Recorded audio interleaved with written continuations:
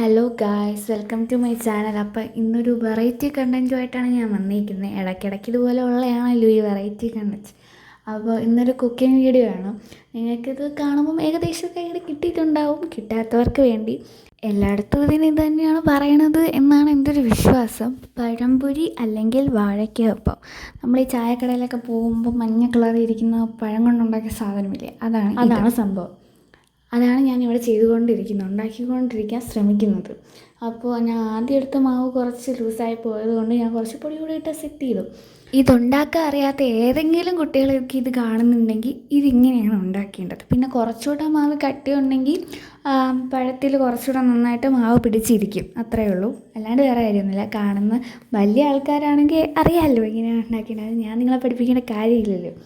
Okay, അപ്പം ഞാൻ കുറച്ച് മഞ്ഞൾപ്പൊടി ഇവിടെ ഇട്ടിട്ടുള്ളൂ. കൂടുതൽ മഞ്ഞൾപ്പൊടി ഇട്ടാൽ ഭയങ്കര മഞ്ഞൾപ്പൊടിയുടെ ഒരു കുത്തലായിരിക്കും, അതൊന്നും എനിക്കിഷ്ടമല്ല.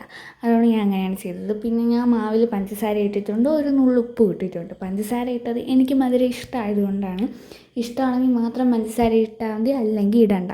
പിന്നെ ഞാൻ 2 പഴം മാത്രമേ എടുത്തിട്ടുള്ളൂ, കാരണം എനിക്കും അമ്മയ്ക്കും മാത്രം മതി, വേറെ ആരും ഇവിടെ ഇത് കഴിക്കാറില്ല. അപ്പോൾ ചീനച്ചട്ടി കണ്ട് ആരും പേടിക്കേണ്ട, ഇത് പാണ്ഡവൻ്റെ കാലത്തുള്ള ചീനച്ചട്ടി, അതങ്ങനെ ഇരിക്കുന്നത്.